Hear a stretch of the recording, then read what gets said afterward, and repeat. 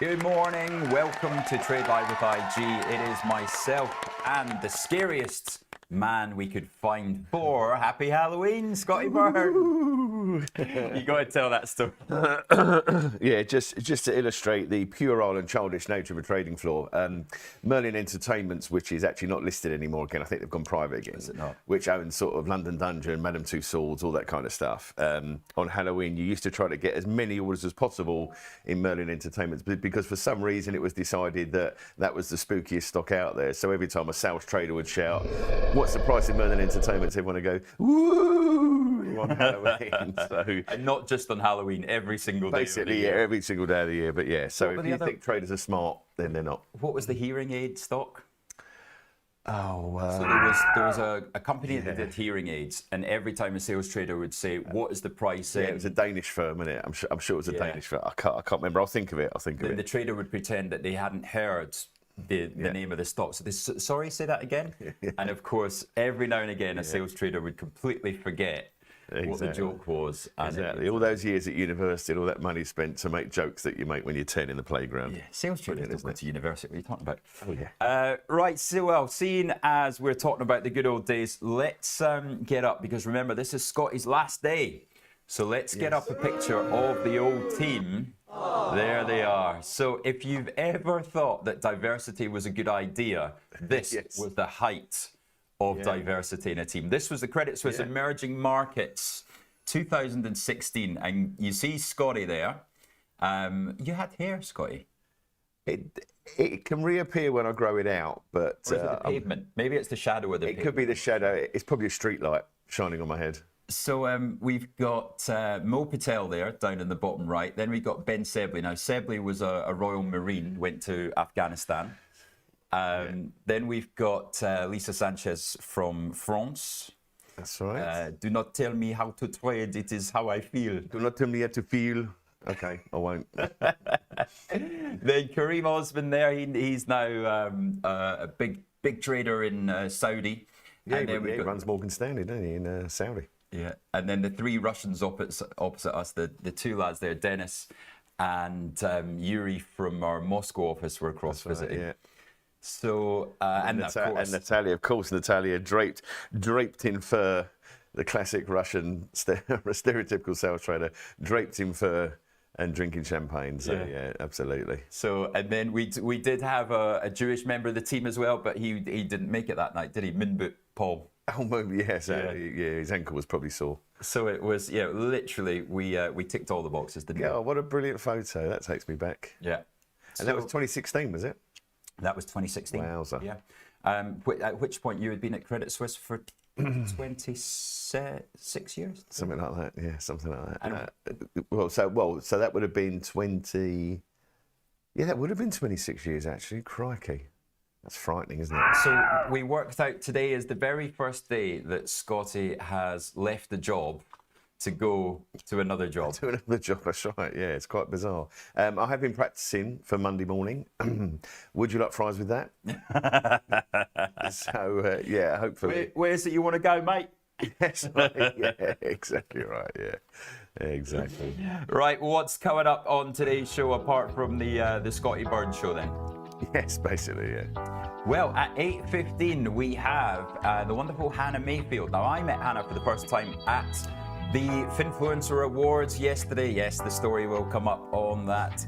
But yeah, Hannah is a wonderful content creator, and she was also nominated for an award yesterday. And Luke Moore and her went to school together. Ah, okay. So Luke will be interviewing Hannah at 8:15 there. What's Hannah's sort of area of expertise, like across the markets, or? Yeah, across personal finance and how to look after your money. Yes, I remember. Has she been on before, right? No, okay. First time. Maybe okay. Yeah. Right, morning porridge, Scotty. What we got?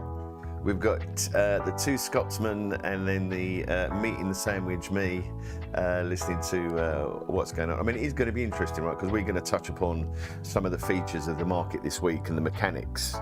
Because after we were talking about Wednesday about how far this market could go, and the answer at the moment looks like not very, but again, we'll see. And then there's some segment at the end.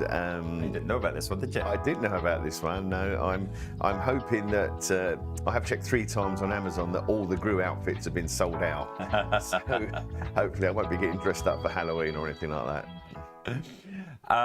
That's good. I see producer Phil knows how to keep a surprise as well. Yeah. On the segment list of what's coming up. Goodbye, Scotty. Yeah, exactly. It will literally be goodbye, Scotty, and that's it. Black screen. So the Finfluencer Wars were yesterday, and no, I didn't win. Travesty. After all that, up for top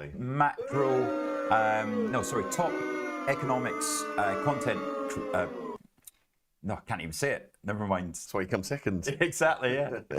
So Pensioncraft, actually, let me see if I can find Pensioncraft. Yeah, let's try. He won it, and he is bloody brilliant as well. I must admit. So it was. There he is. Pensioncraft crowned top economics content creator, and I came second by 1 vote. So whoever's watching didn't press that button and vote the other day. If I wasn't starting at the Golden Arches on Monday, I would be saying, right, let's use the Steve Jobs approach. If you've got eyes, played your eyes. You're going to tune into his show every day and to tune into what he's coming out with every day. We'll have to actually, we'll get him on here. So his name is Ramin, and Ramin is fantastic. But just to give you an example of how good he is, his acceptance speech, because it's a proper kind of award ceremony, go up and he stood at the podium and he said, well, thank you very much, everybody. And to be honest, I don't know where I'm going to manage to fit this award onto my shelf at home. Very good, very good. And then he came up to me yesterday, and he came up to me afterwards, and I shook his hand, and he said, "Oh, were you nominated in the same category?" In right, okay. Dagger through my heart, Scotty. I know. I think a trolling campaign's going to start Monday. Yeah, but huge shout out to Tom Slatter. So Tom is the guy behind Finfluencers. So a lot of the people that you see on the IG Instagram page, they were there. People you're going to see in the future, and then also friends of the show as well. We had Sammy from Up the Gains. Brilliant. Michael Taylor was there. Laura Ann Moore was there. So a lot of people, and Gabrielle. Sounds it. Gabrielle was on the. And where was it? The venue? It was level 42 up in the. NatWest Tower, is it? Is it Leadenhall Tower? NatWest Tower, is it the NatWest Tower? I think it used to be called NatWest. But okay. I'll tell you. Yeah. But yeah, really, really good. And I then went for dinner with the guys from 21 Shares. Cool. So that was nice. They've obviously just launched their crypto ETF. Yes, and we did see that. For ISAs and SIPs. That's right. Yeah, brilliant. So really, really good evening. And feeling slightly the worse for wear this morning. So you're going to be. It's a little snippet about the NatWest Tower. If you saw it from above, you see it's a slightly odd shape. It's actually the NatWest logo from above. Oh, those 3 little sort of arrowheads, I guess you call them, if you remember the old NatWest logo. It's actually that from above. And that was pre-crisis or after crisis? I could not confirm or deny. I think that was still. Maybe they sold it in 2009. Yeah, exactly. Yeah. Right, we've of course we've got Apple and Amazon to talk about. So let's get on to overnight action.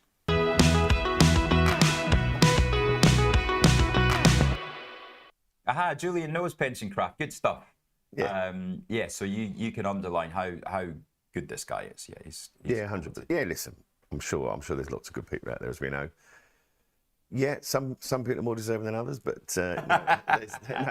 there's lots of good people out there, but none of them are as good as us. But again, voting, as we see with successive governments, doesn't always get you the right result. Oh, Rachel Reeves, what have you done? You are in trouble, my dear. However, she got her estate agent to fess up and go, "It was our fault. We should have done it," because having let properties, it's your responsibility. You don't get you can't get an estate agent to take on that responsibility. Yeah, the Times are really gunning for her there. Like, it's a crap picture, but it's like, but she's smiling. How could she smile after being told off? She must be evil, yeah. I mean, that's probably like 10 years old, that picture or something. But No, that's literally from. was that really from yesterday. yeah, I mean, again, I did hear someone from the Labour Party this morning on the radio just saying, because obviously they're looking to bat back anything about sort of any criticism from the front bench of the opposition, and he said, well, you know, now the Tories are calling for a resignation of the Chancellor after a simple administrative error. They basically better watch out. Is what he's saying. So, well, it is absolutely classic politics. So, the good news for Rachel is if they wanted to sack her after the budget, then this is what they would have used. Right. So the obvious thing was she comes out in the budget, she increases the PAYE and increases taxes, and then they use this as an example to get rid of her, and taxes are higher, but she's the scapegoat. Right. Yeah. That would have been the normal politics playbook. The fact that it's come out now and that he said he's not going to do an investigation almost makes me think they've actually got a good plan for the budget now, and they've got it covered. Well, yeah, I mean, if you remember, Bill, I mean, he may touch upon it again. He's mentioned it a few times, and in fact, it was on one of his, I think, on the morning porridge notes this week, where if you look at UK gilt yields, they've come all the way back from that crisis of the summer. Yeah. So it might be one of those ones where you tell everyone the absolute worst case scenario everywhere, and the fact that Starmer now is aligned with her, where he's saying more and more, we can't rule it out. Yeah, maybe. I think potentially we're probably as depressed as we could be ahead of the budget. Oh, Scotty, because it's your last day.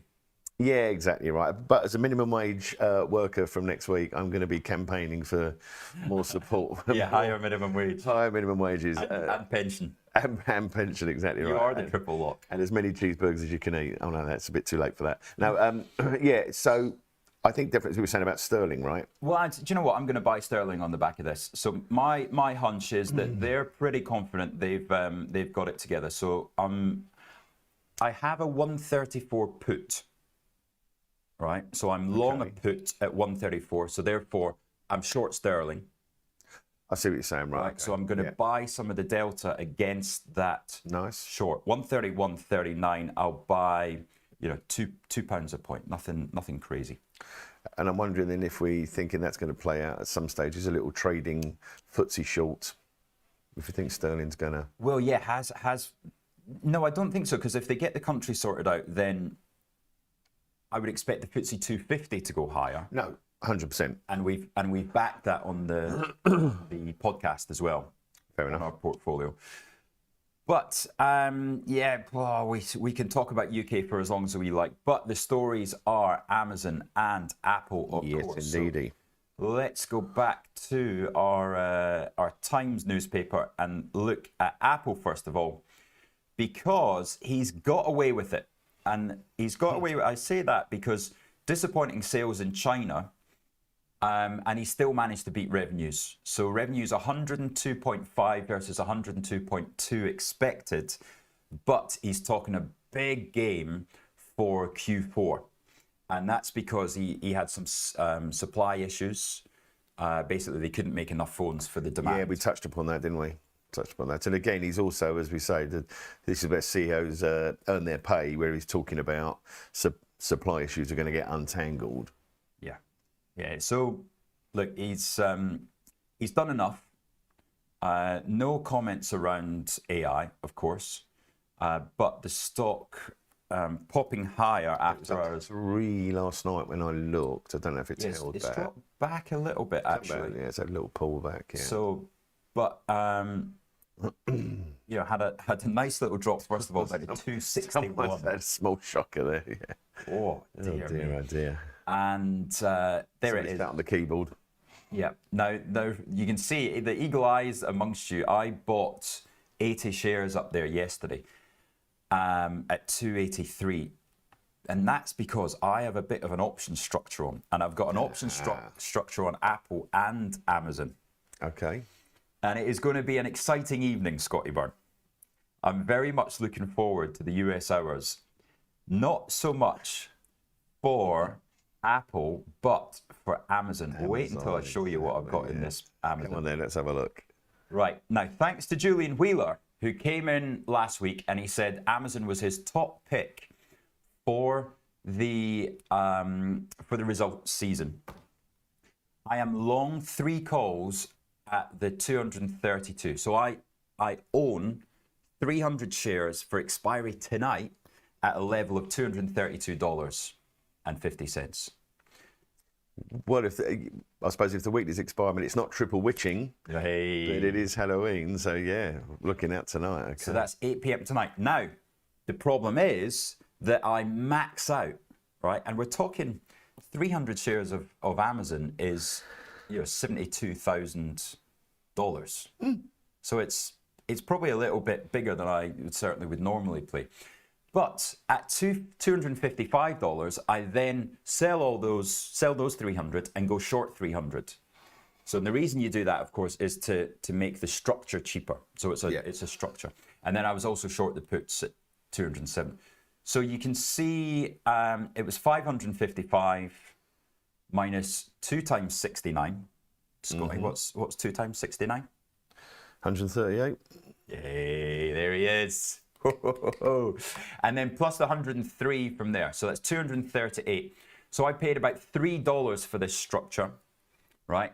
And if we have a look at Amazon stock, where is it? Amazon stock is trading at $250. So if I can just get a nice little 1.5% rally, it means I make 10% on $72,000. That's nice. Now that would buy $15,000. That's good. 69% of the time, you're right every time. Absolutely, works every time. Yeah. I mean, I would be surprised if they're not pushed a bit further. Well, that's into the close. Every time a tech company beats it, it goes higher. It always has a follow. I mean, especially because Amazon has been a little bit out of the headlines. I mean, if you actually look at Amazon, I mean, even on the hourly, I mean, this is not including. I mean, if I got my chart up, obviously this is not including the move higher. But I mean, that's in the last kind of week or so, that's pretty much lagged. I appreciate it's up 10 today, but that shows you the reaction function, and probably shows you where the gamma is potentially. It's got to be back to the upside, I would have thought, on the basis of that move last night. I would imagine it's one of those kind of catch up. Just looking at Alphabet. Alphabet didn't actually, but that was of course due to the weak market yesterday as well. So Alphabet traded up around 287, 290, got as high as 298, and then dropped back. Very happy to see Julian saying that he bought some Amazon as well, thanks to Julian Wheeler. So Julian's going to be a happy bunny today. Yeah. Well, seeing as he was seeing his wine dealer last time we saw him, yes. If you're going to buy him something, maybe get him socks or a scarf, because he probably doesn't need a bottle of wine, does he? Yeah. Well, we got him a bottle of whiskey last time from. Oh, well, there you go then. So he has already been messaged last night and said, "Is this enough for another bottle of whiskey?" Oh right, okay. In that case, and if he's asking, he gets a crate of lager. Interesting. I mean, Amazon, if you look at the weekly performance in Amazon X today, it's only up 80 bips. So it's obviously up 10 today. But, I mean, if you look at that 1 week performance in the Mag 7, that's fairly mixed. Meta, obviously, that includes the weaker numbers. So, yeah, it's certainly got scope to go. I mean, it's properly lagged. Look at that year-to-date performance, right? Well, the guidance was interesting. So if we look at the two companies together, Apple and Amazon, Apple raised guidance for the fourth quarter, right? Now, the street was at 9.8 billion for revenues, and they came out and said, we think it's going to be between 10 and 12 billion, right? So Apple have smashed their numbers there. Yeah. Amazon, however, the guidance was very much around where analysts' expectations are for the next quarter, for the fourth quarter.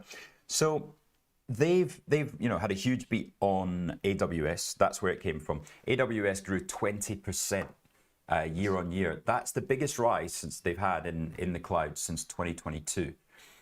So that's going to get the bulls going. But it wasn't because of the guidance. Apple's up because of the guidance. No, I guess it's probably thematic, as you say, rather than the mechanical numbers, because they're now getting talked about as a robotics play, obviously with the changes that they're making in their warehouses and so on. Yeah. So again, I think it's a sentiment one.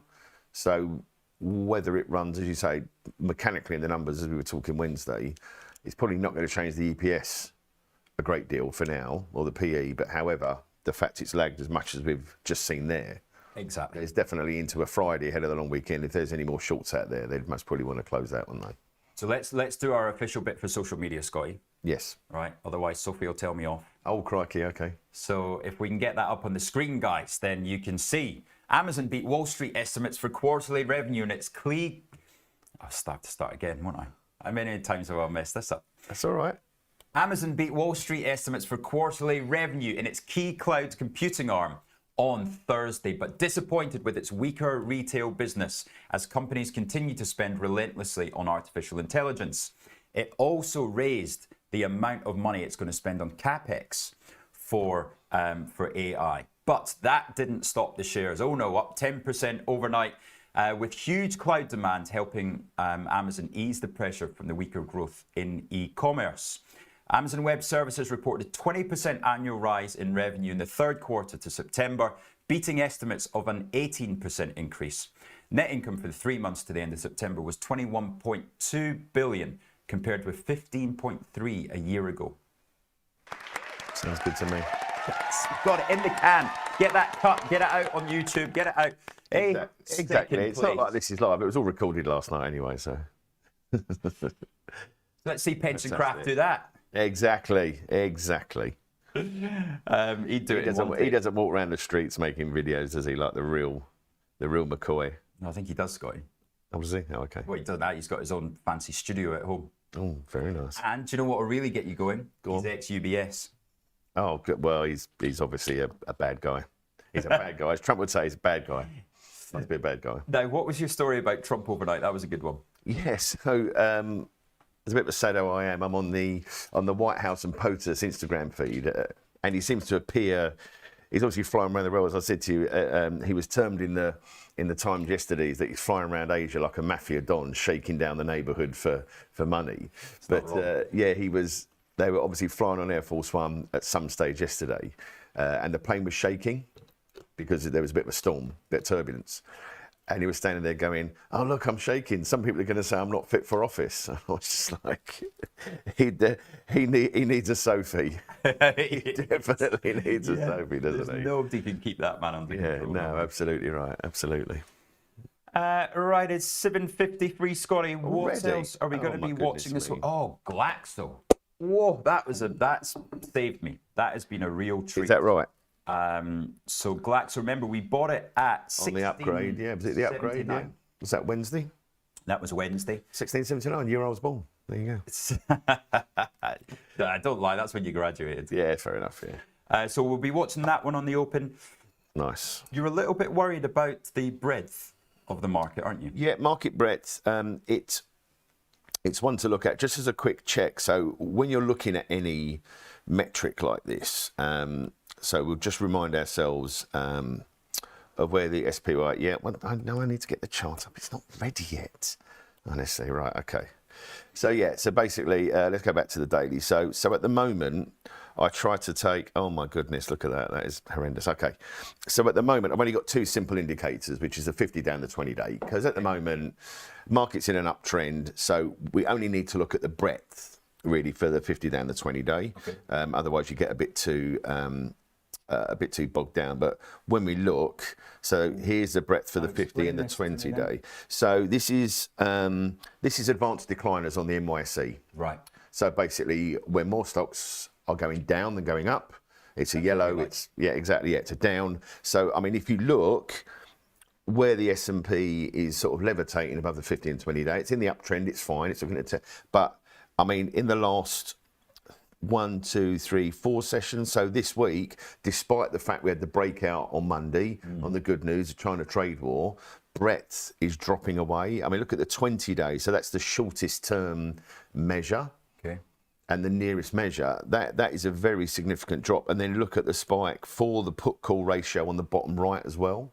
So again, it could just be some caution. Well, no, look, if anybody wants to do this exercise at home, look at the size that Nvidia is in the S&P 500. So it's the high nines, isn't it? 9.8, 9.9. Yeah, I think four stocks are 23% or something bonkers or whatever it is. Yeah. So take Nvidia's move out of the S&P this week, then take Alphabet's move out. Right, Alphabet's about 4.5%, I think. Yeah. You've got to do the A's and the B's together. together. Sounds good. Yeah.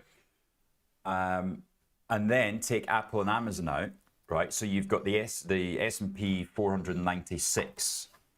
Yeah. That is going to have had a shocker of a week.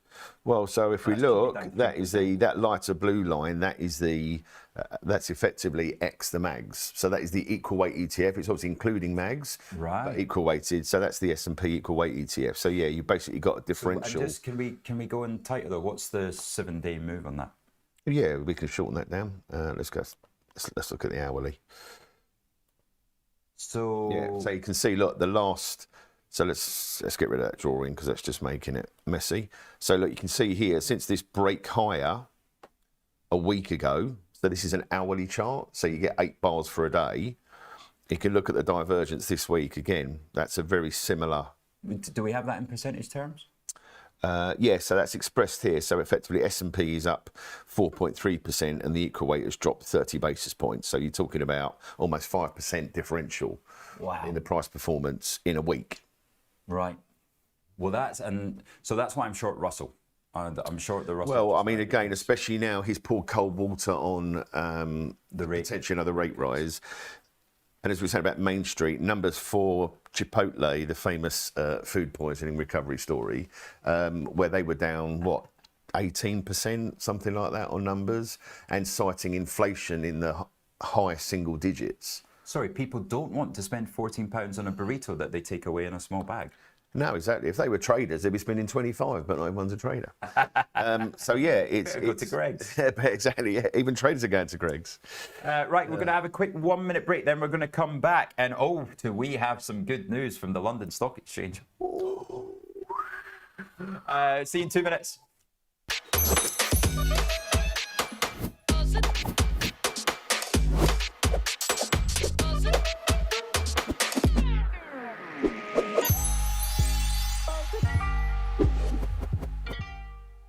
Welcome to the Art of Investing, a brand new podcast to help you achieve your investing goals. And I've seen at first hand the power of the wealth creation that one has been able to obtain from this industry.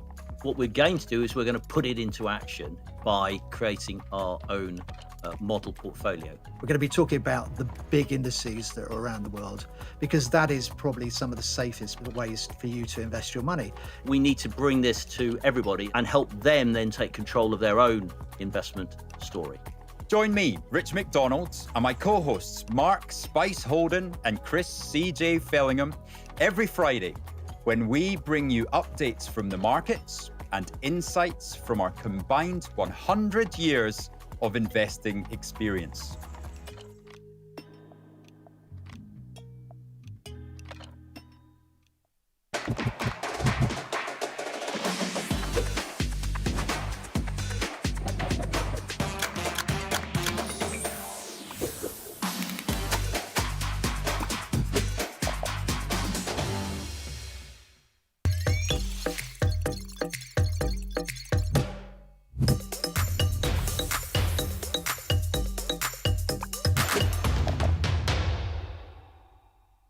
Welcome to the Art of Investing, a brand new podcast to help you achieve your investing goals. Join me, Rich McDonald, and my co-hosts, Mark Spice Holden and Chris CJ Fellingham, every Friday when we bring you updates from the markets and insights from our combined 100 years of investing experience.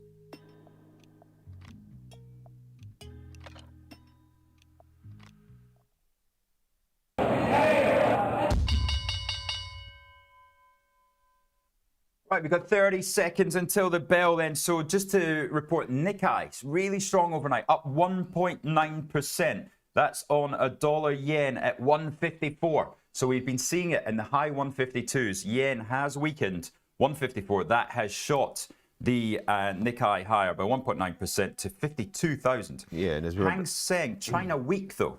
Weak China, Scotty, down 1% with tech weakness. had a bit of weak eco data out this morning as well in China. I'll have a look at that in a sec. And here we are, Double with the for London Halloween. Stock Exchange opening bell.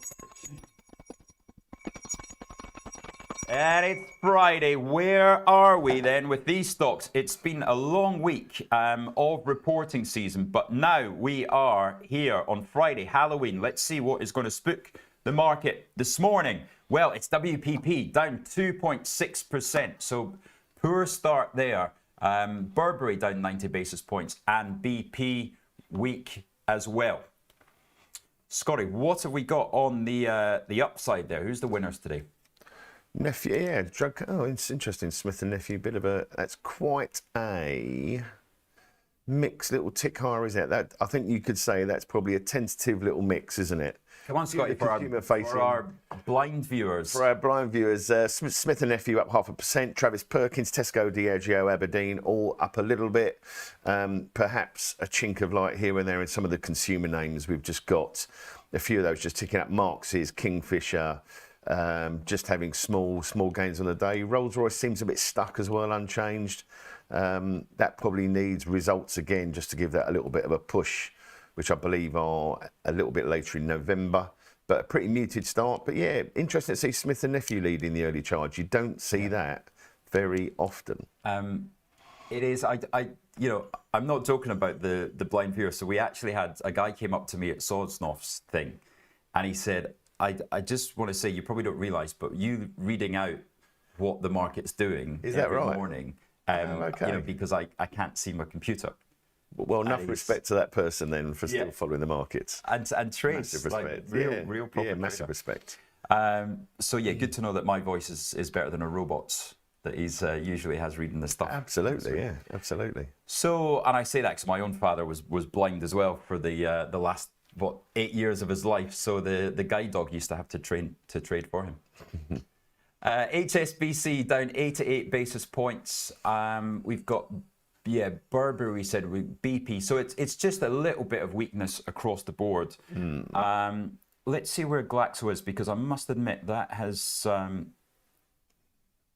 that's most probably what, as they used to say, wildly unchanged. Right. Oh, there we go, small up. Yeah, there we go. So I'm going to take half the profit in Glaxo because that has paid for a nice weekend. There you go. Get that. Geez, that's decent. That's definitely more than I expected from that Glaxo trade. So it's almost like you know what you're doing. Well, clearly not. Maybe Pension Crafts got 3 times as many shares that I did. Listen, if you're at the top, the only way is down, baby. Right, let's have a look at Europe then. So we've got Anheuser-Busch, the InBev, the alcohols are going a little bit higher there, 1.9%. As is SocGen. Puma, did Puma have a profit warning? Because that has had a shocker of a week. Cuts 900 jobs. Confirms guidance, but sales continue to decline. So weak numbers there. I wonder if this is what the potential acquirer was waiting for. Just to swoop, yeah. I mean, as we were flagging on Wednesday, I mean, that was at 56.5 PE on Wednesday, so price for perfection. Yeah. But also with the bid spec. So, I'm going to have a little play there. Just 400 shares to buy at 18.95, just in case we get something in the weekend press about a potential bid. Okay. Thank you for completely destroying my lecture about knife catching from Wednesday, leaving me. All right, 18.85. Zero left score. Boom. So there we go. There's Puma. Who else are the winners in Europe, Scotty? SocGen, interesting, having a little bounce back. Airbus, Mercedes, so a slightly sort of industrial auto tilt this morning, which have been laggards. So yeah, it just feels to me that that's just an early little bit of perhaps position trimming, because we see this now and again, the runaway leaders underperforming and things that have been bad have a bit of outperformance, because you see, look, Mercedes, Porsche, Volkswagen, Stellantis, all ticking up, airlines ticking up, Heineken up in sympathy with InBev. We don't really have an Amazon or Apple read through in Europe, do we? Well, no, this is the problem, isn't it? I mean, ASML potentially, but that's not really a. And this is the whole argument. Although again, I did see in the press this morning where they were talking about how European equities are so hated, but however, macro's ticking up, the checkbook's open, and these indices are at highs like everything else. But just the stocks are just really hard to get excited about on a sustained basis, unfortunately, aren't they? Well, talking about not getting excited, we had the ECB leaving rates unchanged yesterday. Lagarde, you never really feel like she's just not inspiring. No, I mean she's the safest of safe pair of hands, right? She fits like a round peg in a round hole with the politicians because she's an ex-lawyer, right? Yeah. So yeah, I mean after Draghi, I'm sure some of the EU politicians are probably having kittens in the background when he went, "I'll do whatever it takes," that kind of thing. But yeah, she's not the kind of inspirational. Yeah, she's not a Powell or an Andrew Bailey. Relative levels of excitement with those three. Yeah, it's like, which one would you want to be on a plane with to Australia? the dog. Adidas has had a bad week as well, 166 there. So yeah, really Nike back down at $65, Adidas 166, and Puma. So that really, that is telling the story about the breadth that we spoke about earlier. The consumer, right? The consumer. Yeah. Right, of course, it is that time of year that we have the all sessions open as well. So let's go straight to the all sessions. Yeah, look, just as we thought. And Netflix, at last, Netflix is actually getting a bit of a move there. So we got a nice position in that as well. For once, I've actually got stocks that are going up. There we go. The top four in the leaderboard there I've got exposure to. That's interesting, isn't it? So let's see how those do today, because Oracle has been a shocker of a trade for me. I've got that from, I think, $300, sorry. Now trading 262. And then Nvidia. So we've got Jensen presenting as we speak across in South Korea. He's done big deals with Samsung and Hyundai this morning, hasn't he, Scotty? I mean, his legal team must be driving around in solid gold Lamborghinis. The amount of documentation they've had to draft for all these deals is striking. He probably wakes up in the middle of the night and thinks, who haven't I bought yet? Or what haven't I bought yet? Yeah, I mean, again, but the question is, who hasn't he bought yet? Yeah, and so that whole land grab thing that we're talking about, and I don't know if you talk to Julian, he still uses the acronym of his milkman, showing up with 3 pints at the door every day, and one day you're not going to need so much milk. But yeah, I mean, for now, the strategic partnerships, and then, I mean, again, I just wonder how much is done in conjunction with the US, because you look at these rare earth acquisitions that they're doing, the power networks that they're doing, he's obviously got a degree of backing. I mean, if Trump says about Nvidia and their super duper chips, I don't think we're not worried about Nvidia's capability to pay though, because he's thrown off billions and billions. That's fine. It's OpenAI. OpenAI's got $1.4 trillion of liability. No, I completely agree. I think Nvidia, though, in particular, they've clearly positioned themselves alongside the government, who are going, right, let's get rare earths, let's get power, let's really go for this. And we're here, sitting over here, thinking, has the Chancellor filled in a piece of paper for a local council? It's true. Letting a house out, right? And it's just, at the risk of sounding like a broken record, you think the things that are happening around the world where we should be positioned to a degree for taking advantage, or at least having involvement. I mean, it's a month since they signed those supposed, mega tech deals. I mean, it's what Jensen spends in a morning on some company you've never heard of. So what the very least that Rachel Reeves can do is hands off our investments. Do not touch dividend tax. Right? In the budget, Rachel Reeves, please, hands off our investments. Do not touch dividend tax. Do not touch capital gains tax. And then the ISAs as well, right? If they cut the cash ISA, encourage saving in the UK. Try and, push for better education, financial literacy. That's what Absolutely. a lot of last night was Exactly. I was mean- about. There was 65 of us there that were nominated for awards, and the underlying theme is improving financial literacy across the nation. So you No, I can completely agree. Unfortunately, those events like last night get very few inches in the newspaper and on social media news. What does get is another huge fine for these finfluencers who are selling these, signal products and whatever. It's almost like the a dodgy show. ones. It's almost like a show like this needs to be aligned with like an exchange or get some sort of official recognition from an exchange, perhaps. Well, that was beautifully lined up, sir. Eh? You should be Oh, doing I was this for a just chatting. I was just chatting. So there is a wonderful chap called Will who works for London Stock Exchange, and we're having a chat after the awards last night. He was there, and he's watched the show, and he's trying to push for the opening bell segment to have an official relationship with the London Stock Exchange. It's really hard, of course, because they there we go. They can't seem to show favoritism between the companies, right? Because there's obviously other companies in that are listed on London Sure. Stock Exchange as well. Sure. So it is a hard one to get through compliance, to get through the media department, but he is trying his best. So one day we could have the opening bell But I officially. mean, why not just have effectively a sort of list of accredited education platform providers, and even if it's 3, that gives choice, because you can't throw all your weight behind one institution No, or of one course. organisation. Of course you can't. But then the others don't do a morning TV show, so sorry. So exactly, either you do or don't. And I think I can fit in between my shifts at McDonald's. If anyone's out there looking to pay a fortune for an incredible presenter in between shifts at McDonald's, then let me know. But no, it has to get away from the sensational headlines around, these finfluencers. I mean, Yeah. why do people keep falling for this stuff, right? Yeah.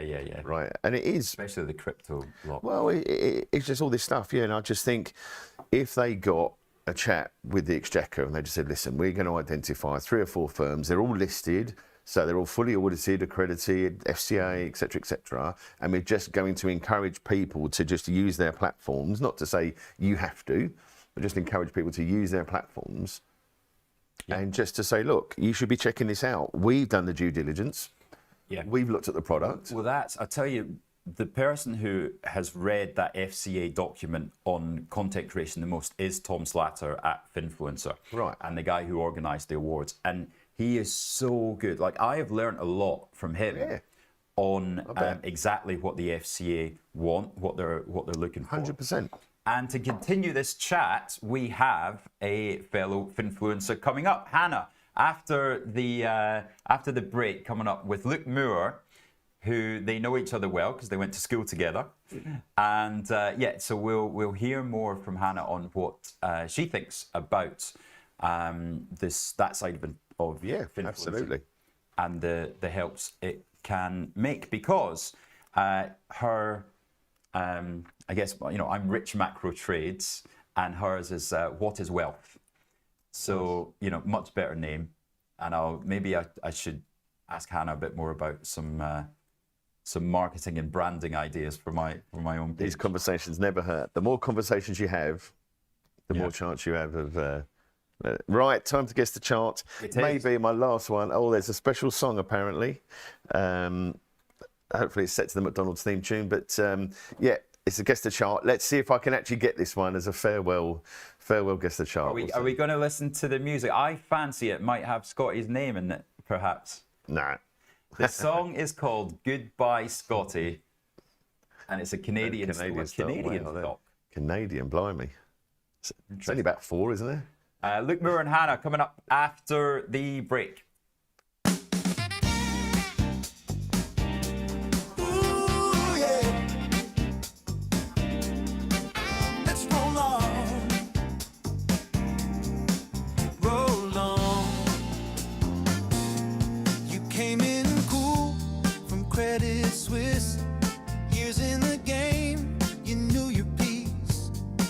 Said, mate, I've got a plan.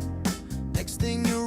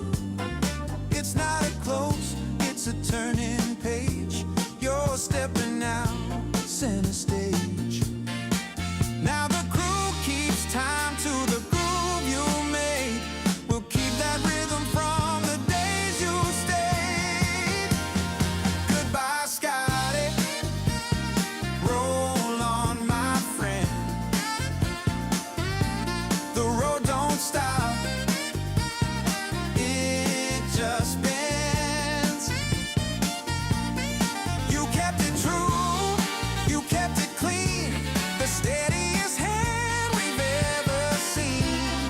Goodbye, Scotty. Roll on, my friend.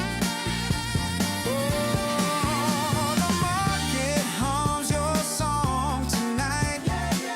Every tick's got your guiding light. You taught us calm, you taught us grace. Now it's your time, take your place.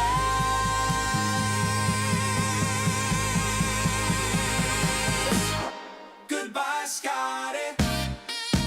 Roll on, my friend. The screen still glows where your name's been pinned. Okay. Good morning and welcome back to Trade Live with IG. I'm joined by a good old friend of mine, Mrs. Hannah Mayfield. Yeah, that's me. That's you. Welcome to our studio. How do you think it is? Thank you. Yeah, it's good. I'm like looking around. It's all going on, but it's good. I'll get used to it. Yeah, exactly. It takes a bit of getting used to, like the lights, Yeah. the screen, making sure that everything's not out of place on the Yeah. screen. I'm like looking around. I'll try and Try and look a bit. like Okay, stay fine. normal. Yeah. Firstly, right, guess the chart. We were, of course, looking at Shopify there. Congratulations to anyone that got it. Do we have any winners in the chat? Gavin Ackers, well done, Gavin. Shopify, it is a, yeah, I was looking at this stock for myself probably about a year ago. This whole kind of AI push to e-commerce, and did nothing about it. Absolutely nothing about it. So, Hannah's joined us, and it was a chance connection actually. You sent me a message on LinkedIn. It was like, hey, I'm doing the Finfluencer Awards yesterday, Yeah. and was ultimately trying to get an intro to Rich. Oh, well, I kind of like knew. I guess I went last year and met him a bit there, but I just started using LinkedIn and then was like, oh, there's actually loads of people, you know, that I hadn't spoke to in a really long time who were doing not similar things, but maybe like, you know, not wildly different what you do here. I guess it's still making some financial content and yeah. Good. Well, your company is What is Wealth, Yeah. and so you're a financial coach. Yeah. Perfect. Do you want to tell us a little bit about how it all came to be that you became a financial coach? Like, what was it that got you into the world of finance?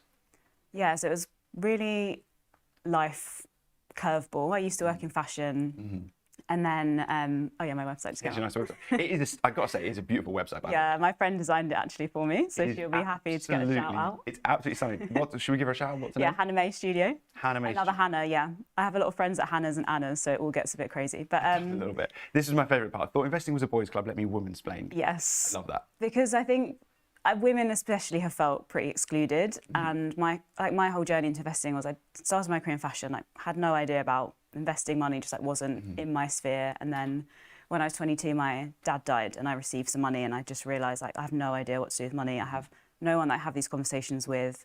Didn't have any base of education to kind of know what to do, but I knew I needed to figure it out. So kind of started teaching myself, learning about money, learning about investing, different assets, like how they all work together, just even basics about how the economy works. And inflation is always actually a goal of the Bank of England, and like just all these things that I didn't understand how the world worked behind the scenes. I guess you're kind of just told maybe to like get a job and I don't know, buy a house and just kind of. Yeah, it's funny. So I've got like all my buddies, and I'd have always thought that if I'm in finance, people would like kind of ask and figure out what to do with their own money. Because you know, if you're giving up a day job and you're giving up, 8-9 hours of your day every single day, you're effectively exchanging time for money. Yeah. The whole point is, how do you use that to then go and either live, save, invest in your future? You've got to use that resource in a certain way. The amount of people that sit in cash Yeah. is crazy, totally crazy. And even just the thought of what is an ISA, how do I use a tracker fund? All these different things are so kind of alien to so many people. Yeah. In our little world of kind of this building and kind of the audience that we have here, it's just, these things are super simple, but to the average person, it really isn't. Yeah, I always say it's kind of like learning a different language, because it's like ISA, SIP, it's not intuitive. You just wouldn't know that unless you put some effort into learning it or had happened to be in the industry or have conversations with people. So it's something you kind of have to. I get why people feel like, maybe I'm stupid, but it's just literally a different language. You have to learn what all the words mean and how it all fits together. But also the incumbents aren't particularly helpful. Yeah. I find whenever I look at a different website, I mean, and ours is getting worked on and all these different things. Everyone wants to just advertise fees. You don't even know how those fees are taken. Yeah. Platform and tech, when you kind of need to teach the act of taking that first step as opposed to, all the technicalities around the product. Yeah. We were looking at kind of how our brand sits within the world, and it's just this sea of grey and blue and navy, and it is fairly intimidating, for one, but also fairly male centric. I completely agree with your rhetoric on the website. It totally is. We need to find a way to be much more open and able to talk about things. And so it's great that you're doing that. In your experience, what do you think it is that holds your audience back, or kind of predominantly women back, from making that first step?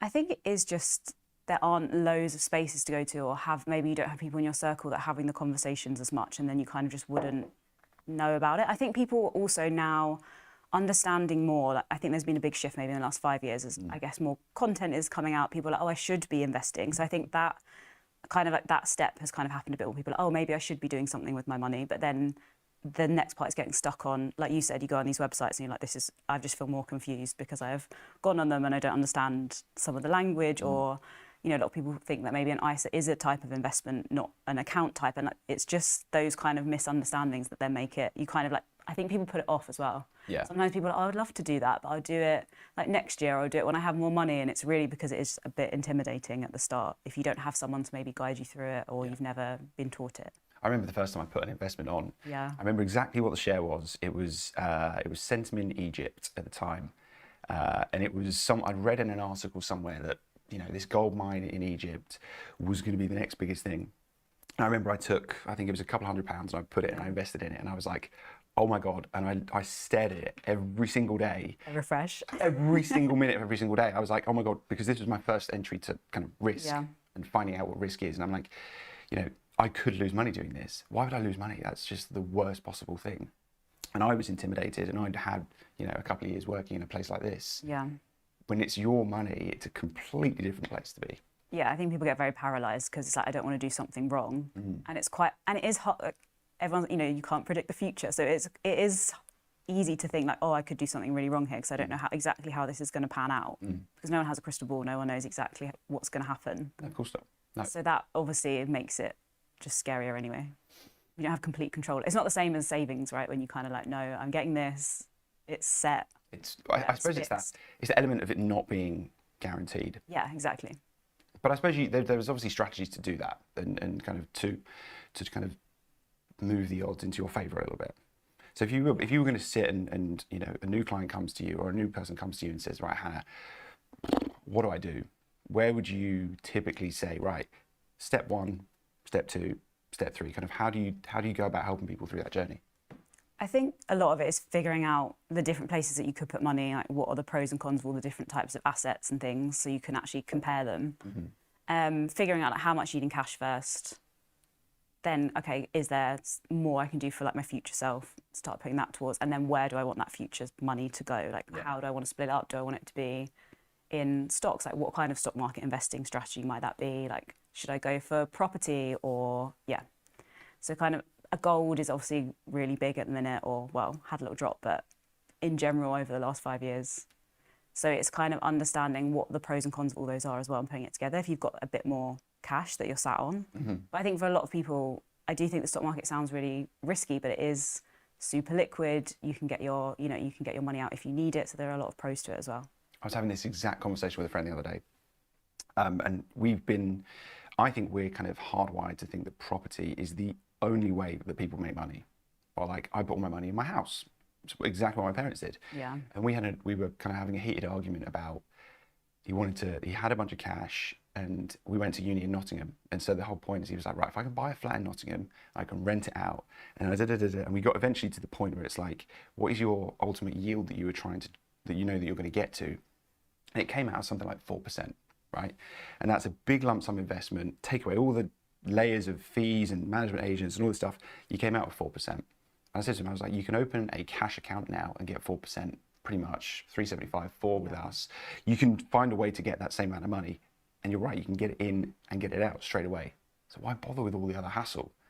It's as much kind of an education piece around what vehicles exist and what the outcome is, for what degree of risk, and that massively becomes part of the conversation. Yeah, exactly. Because I think, like, if I think about my own journey, I used to have no idea how much different assets or different stocks or whatever made. So when I realised, like, that you saying, like, oh, you can make 4%, if you didn't know, okay, well, whatever has gone up by 8%, 10%, 15% in the last year, you can't actually compare it. You're just thinking, which makes sense with the property thing as well. You're like, oh, I've lived in a house, like I've probably rented a house at some point. So it's more intuitive, I think, than doing all that big comparison between everything. And you can see it as well, right? Yeah. You can It feels literally like see safe as houses, you know? It's like the phrase, right? And yeah, except if you're like me and I've got the blooming cladding on my building, in which case my flat's worth technically 0 at the moment. Yeah, that's stressful. Which is a pain. Yeah. But yeah, it's about, I always find kind of doing the job when we talk to clients, it's about trying to figure out what the ultimate need is. You know, what is motivating this person to have a conversation with you, to, you know, what are their goals? And actually people just say, I want to make money, but actually that's not really the right motivation. It's, you know, how do I build a portfolio that is structured to your risk appetite to then go and get your outcomes? Yeah. Yeah, it's as much about questioning and figuring out what they mean to then go and put the right solution in front of them. I imagine that's a lot about what you're up to. Yeah, and it's kind of figuring out, I guess, when you need the money as well, right? Because if you have a really long time, maybe for your pension, if you're a bit younger, you can do different things and maybe something you might want in 5-10 years' time. When we were talking before this, you told me something fascinating about lump sums, specifically kind of and I'd never seen this perspective before, from a women's perspective, getting a lump sum. Can you just explain that? I thought that was really interesting. Yeah, I think there's a lot of chat in the finance industry about they're calling it the great wealth transfer, where we were talking about property, right? The kind of boomer generation, they maybe have a lot of equity in these houses, and then things are starting to get passed down now. But then kind of what that means is people are maybe inheriting money, or maybe have a divorce or something, like you have a lump sum of cash, but if you kind of don't have any financial education or experience, it's quite intimidating to be like, oh, I'm now responsible for this money. I don't know what to do with it. Like, I don't know the different types of things, but I know I need to be doing something with it. So it's actually quite a stressful place. I work with a lot of people who are in that position as well. Which it sounds like a nice problem to have, right? You're like, oh, I've got all this money, I don't know what to do with it. But it's a big responsibility, especially if it's come to you from like these horrible circumstances, and then you don't really know what you're doing, and maybe you can't find someone to trust, or yeah, it's a big process people have to go to. And I think some people then avoid it because, you know, it's not putting a small amount of money in something you're like, oh, well, if it goes to 0, like I would have spent that, you know, going out for dinner anyway. It's kind of like, this is someone's whole life's work maybe that they've worked towards over decades, and now I'm responsible for it. I don't want to get it wrong. I suppose at that point as well, it's as much about the price that you pay and timing. Like I've always thought, you look at the stock markets, they typically make highs each year. And Chris Beecham, a chap that works with us, has always said that making an all-time high is actually a pretty good buy signal, because if you've got strength and if there's momentum in this market, if you're looking at tracker funds and you start with a super diversified Vanguard world, iShares world, whatever it might be, GDP growth exists so that economies grow. So typically things should go up most years, right? Obviously it doesn't always happen. But people go, I've seen a chart go from here to here, I don't want to pay that. Yeah. And if you're getting a lump sum, that can be a really intimidating decision. So how do you help people with that? I think it's just realising that there's no best time as well, because you could say it the other way. If things were really low and drop, you'd be like, oh, things are really bad right now, like I don't want to take any risk and buy now. If things are at the top, you're like, oh, I've missed the opportunity. I wish I'd have done this 2 years ago, 5 years ago. But it's like, yeah, but it's just not helpful to look back and be like, I wish I'd have put it in earlier. Yeah, like I wish I knew about this when I was 20, but I don't. So I'm just going to have to like move forward now and keep going. Yeah. So I think it's understanding that actually, if you have the cash, in general, there's like loads of studies that have shown it's probably better if you just put it in when you have it, rather than trying to time it. If you're doing that like long-term kind of tracking, diversified, simple strategy. So I think it's understanding like, yeah, but if things did drop, you probably, like the news would be really bad. Like everyone would be freaking out. Like people maybe would be losing their jobs if it was in a really bad economic situation. So you probably wouldn't feel as confident as you imagine you would now anyway. Yeah, massive. We did a whole piece on that. You know, the absolute kind of fear of missing out, FOMO, the kind of huge psychological impact of loss aversion, and just this like how big a motivator it can be. and there are also loads of studies done on the number of negative articles written versus positive articles. Oh yeah. And it was in the context of, I think it was the start of the Ukraine war, and it was like negative articles were like 10 times more voluminous than positive articles. Yeah. And you think, well, which ones are correct? I know which one gets my attention more, and now I'm going to be biased to thinking everything's going to get worse all the time. But it's trying to figure out how you sit with your own decision making at that point that is always very difficult. And I've done it, you know, in April, tariffs. I saw everything come down. I was like, right, this is literally the time that I should be buying. Yeah. But I'm scared. Yeah. And it's you can't get away from it. Yeah, exactly. Either way, you're going to feel it. Yeah. And yeah.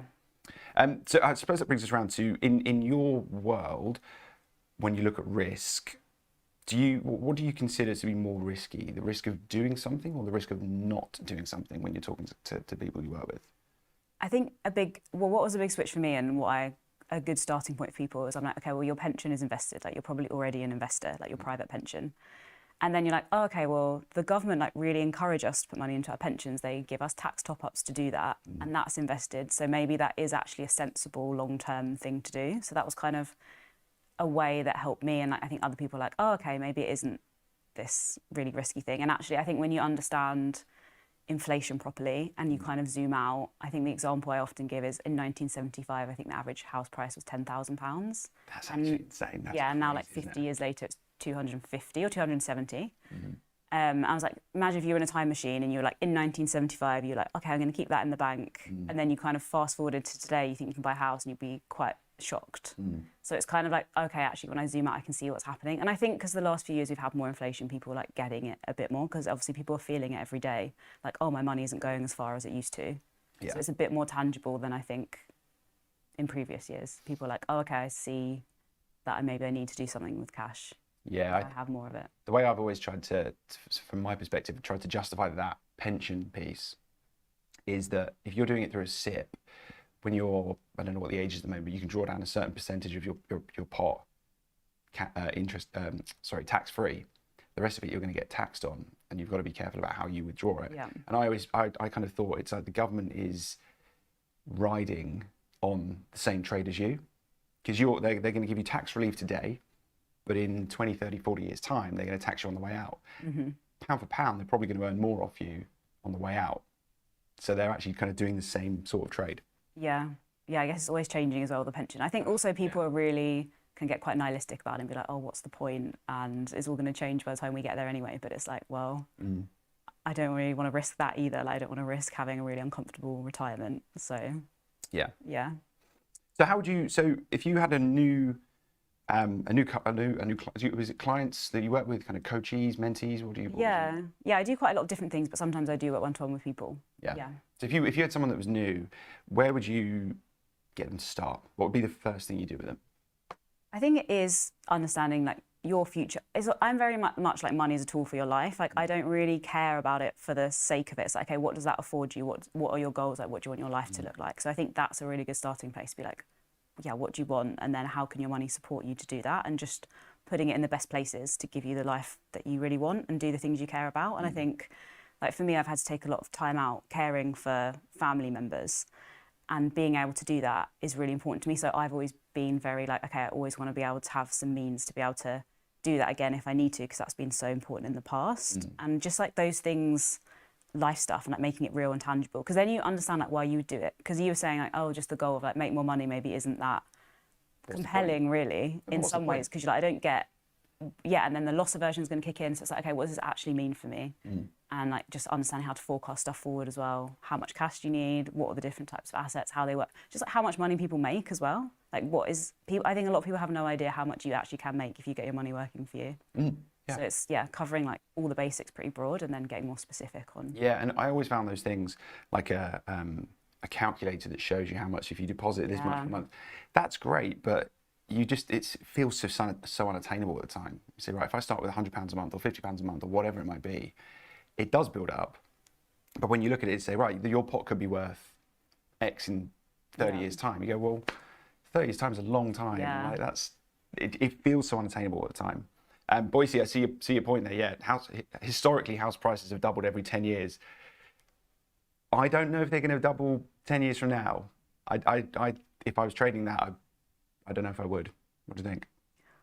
Yeah, I don't know. I guess we're in the UK, so land is kind of, and we're not building enough. So I guess it's like supply and demand if you look at it. But doubling is, it depends on what's going on with interest rates. I don't know. I try not to like make too many. I guess like on average they've been going up maybe like 3% a year, 4%. I'm not sure like how that. Yeah, exactly something like how that. much. Yeah. Although you probably need to care more about what house prices do in Lisbon these days. Yeah, I live in Lisbon, but the house prices in Lisbon are crazy. It's a really bad, really, really big issue there. Really? Yeah, they have like a big, it's very out of line with salaries there as well. So what is in the percentage of Yeah, of like how many, say like a average salary ratio to the house pricing there is like really, really mega high. Yeah. It's well, A, my favourite place in the world, so I need to come and visit you. Yes. B, I'm incredibly jealous that you live there. Yeah, no, I'm super lucky. I love it. I moved 4 years ago, so Yeah. yeah. Yeah, that's awesome. What when you're what do you think are the most important 3 things that everybody should know when they first take their first steps into the world of investing? Or kind of what are the things that the early challenges that you see from people that you work with and talk to? You know, if you were going to say, right, just focus on these 3 things and that will set you right, what would they be? Yeah, I think there's obviously the practical side of understanding things, but I think some of the misconceptions or like the fears people have are, one, like, can I even manage this myself? And like, I work with like really super smart, like capable people, but it's like, yes, you can. Like, first of all, you can do it. Just going to have to put in a bit of effort to learn about it, and that's the main thing. And obviously, the payoff is going to be amazing if you do that. Like, I think investing time or energy into like learning about this stuff is probably one of the highest return things you can do with your time. 100%. Another thing is, I think lots of people put it off. So I'm like, you kind of have to call yourself out on that sometimes, because you can always say, oh, I'll do it another time, or I'll do it when I have more money. And I'm always like, yeah, but a pound that you put in today is probably like way more valuable than a pound you put in like 5 years' time. So just do it with the smaller amounts if that's what you're worried about. And then I think there's a big step from going from like 0 to 1, kind of like having that first investment account, like you were saying when you did that first trade. Like, that was probably the biggest step, really. And Oh, then it was like, huge. It was so intimidating. Yeah. So intimidating. And now, you know, I've been building my pot up over 8 to 10 years. The kind of the daily swing of what your portfolio could be worth, sometimes I just don't want to look at it. Yeah. It could be a big number, which again is a nice. It's, you know, it's hopefully over time I've had to realise that, you know, that level of risk is basically the cost of admission, and you cannot have the upside without taking the risk of P&L swings to the downside. Yeah, I think that's the other thing. It's kind of like, know your strategy, know how long you're in it for, like kind of try and have that set out at the start, know what you're going to do and what you're not going to do as well, I think is also really important, because it is really easy as well to get kind of carried away maybe once you get started. It's like, actually, like, try and have that plan from the start and then just roll with it. Do you think the industry talks to women well, in general? Probably not. Or I think sometimes as well when they're talking to women, they kind of make it like, I really hate the word empowerment. I don't know why. It's sometimes I work there, like, I feel very empowered, but it's kind of, sometimes I feel like it's like a softening word. I don't know, like, yeah, I'm going to make you feel empowered. And I don't know, I think it can get a bit girl boss maybe when people like try and speak to women. But I think also a lot of women, I'm like, women in general have massive motherhood penalties, like wealth penalties. You kind of need all the tricks up your sleeve in terms of like what you're doing with your money. Like, you actually need to be smarter, because probably chances are you're going to have a wealth gap and like a pension gap, and these other things are affecting you. So actually women do need to be kind of like more aggressive with getting their money into stuff and more like on it with it, because chances are you're probably going to be penalised more across your lifetime. That is a really good point. I mean, also the motivations between men and women can be completely different. Yeah. Completely different. You know, you're right. The kind of was the word you used, the kind of motherhood penalty. Yeah, the motherhood penalty is basically, they've done loads of research around it. I think it's the 5 years after you first have a child, you end up kind of losing out on, I think, just like 120k of earnings on average. The ONS just released a study, and I think your earnings are like 40% lower. Because I guess a lot of traditional kind of like heteronormative gender roles, like childcare is really bad in the UK. Women end up taking a step back, and then the issue is the amount you can earn over your lifetime is kind of an asset as well. So that's taking a hit. And then if you're not having your pension contributed to, that's taking a hit. So that is like a big pivot point of where that big wealth gap comes in between the genders. you can kind of trace it back to that. And if people don't know, like, oh, I should be having these conversations maybe with my partner about like, what about my pension? What about this? Because you don't maybe think about it at the time, you're just trying to get by or like figure out who's going to look after the kids. But actually what's happening to your wealth is really detrimental for a lot of women. I think it's not in kind of, I wanted to say just youth. I just think people aren't talking about it from a savings perspective early enough. Yeah. I mean, I know that my first 5 years of paychecks just went straight out the door. Like literally didn't save any money at all. Yeah. And it's, you sit there and you go, wow, what a waste. And what could that be worth now? Male, female, you know, whatever. It's just, we don't have these conversations early enough, I don't think. Yeah, and I also think looking at your income and your kind of career or whatever you're doing as a lifetime asset, because kind of in those early years, you probably are doing some kind of a trade-off with like, okay, maybe I'm earning less now, but I can like see how that's going to go up in the future, and you're kind of investing in that long-term payoff in a different way as well. Yeah. So I always find that really helpful to think about, because I used to work in fashion buying, which is like not a super lucrative career. So that kind of encouraged a bit of a career pivot as well. Yeah, well, definitely. And did you kind of look at it and say, right, what is going to give me my life goals in terms of flexibility on where to live, wealth goals on how much money I need? And did you pick the career that way, or was it something you kind of just came to and was good at, and you know you're now building what looked like a brilliant brand around you? Yeah, I kind of was doing it naturally with my friends, just like teaching them about investments and helping them, and then kind of realised, oh, more people need this. It kind of coincided with wanting to be remote and work for myself, so it all just kind of came together, and I was like, okay. Like very tentatively started talking about it on the internet because it's quite intimidating at the start, and then I was like, okay, people are like responding really well, people really want this, and like there's such an appetite to learn about it. Yeah. Well, I think that's all we've got time for. So thank you so much, Hannah. Yeah, thanks for having me. And it was the category you were in yesterday, the Finfluencer Awards. It was best up and coming? I was like rising star. Rising star. Rising star You're a rising influencer, star. which is really funny because I just never would have thought my career title would include Finfluencer. So yeah, here we are. Nice. Well, thank you very much for coming in. I think you're now going to get the Morning Porridge live show. So stay tuned for that, and I will catch you next week. Thanks for coming in, Hannah. Thank you. Do you like the sound of tax-free trading? Well, that's exactly what spread betting enables you to do.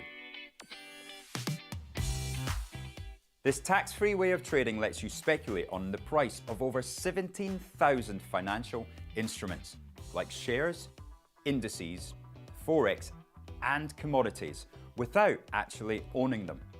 With spread betting, you can benefit from both rising and falling prices, letting you find the perfect opportunity. So if you think the market's going up, you buy. If you think it's going down, then you can sell short. Not only is spread betting exempt from capital gains tax, but it's also commission-free. All you pay is the spread. With us, you're not alone. You're part of a wide community of traders that you can learn from. We've got the experts, the tools, and extensive educational resources to help you on your journey. If you're not quite ready to trade with real money, you can always give it a go on a demo account. Open an account today, join the conversation, and be inspired to make moves.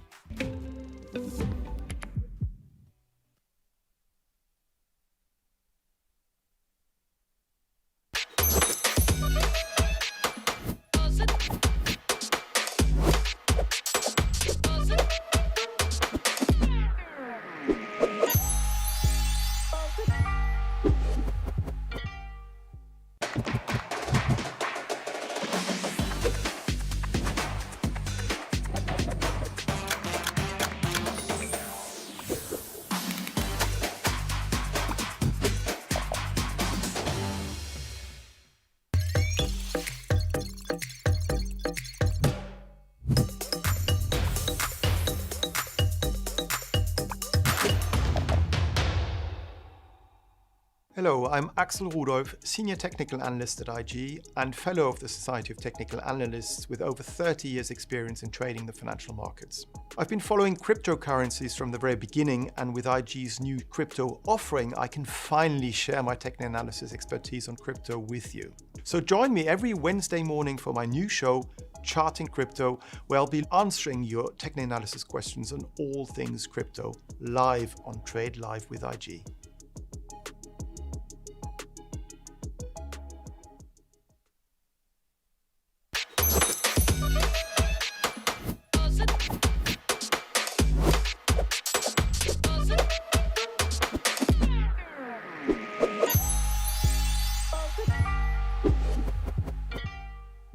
Welcome to the Art of Investing, a brand new podcast to help you achieve your investing goals. And I've seen at first hand the power of the wealth creation that one has been able to obtain from this industry. What we're going to do is we're going to put it into action by creating our own model portfolio. We're going to be talking about the big indices that are around the world, because that is probably some of the safest ways for you to invest your money. We need to bring this to everybody and help them then take control of their own investment story. Join me, Rich McDonald, and my co-hosts Mark Spice Holden and Chris CJ Fellingham every Friday when we bring you updates from the markets and insights from our combined 100 years of investing experience.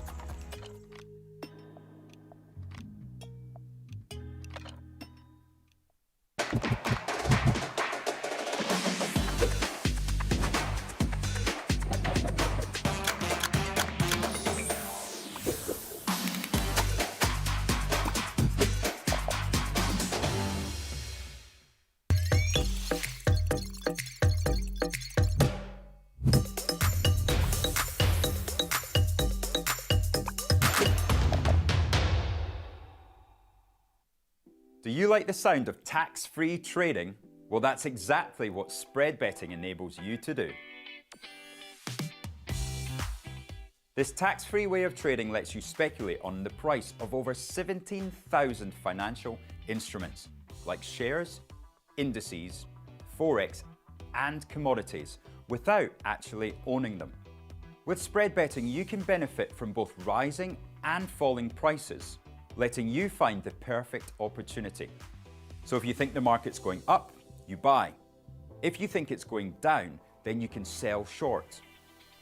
Not only is spread betting exempt from capital gains tax, but it's also commission free. All you pay is the spread. With us, you're not alone. You're part of a wide community of traders that you can learn from. We've got the experts, the tools, and extensive educational resources to help you on your journey.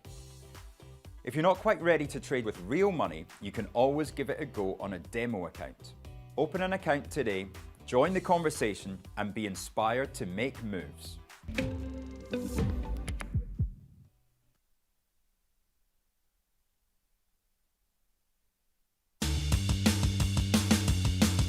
Right, Billy boy, here we go. Well, welcome back. I'm joined today by Shrek and Gru for a Halloween special. How are you, gentlemen? Well, I may be Shrek and Scotty might be Gru, but the scariest thing is you just being rich. Very good, Mr. Blaine. Very good. Halloween special. Welcome to the morning porridge special this morning. Now, the morning porridge, we noticed that there is a spook in the morning porridge as well. You joined in. I don't know if you heard us earlier on about how Merlin Entertainments used to cause great merriment on the trading floor because for some reason everyone said it was the most Halloween-y haunted stock. And now I see on the porridge this morning you've got a classic bed sheet with eyes in it, but then interspersed with some technological. We can probably show that, can't we? As well. Yeah, actually, yeah. If you go to my. Here we go. This morning's morning porridge, a horror story from 2035, techno-feudalism. There we go. Now, to me, Halloween, or Samhain, as we know it in Celtic and Gaelic, is the time when the veils between the worlds are very thin indeed, and you can get things slipping through them.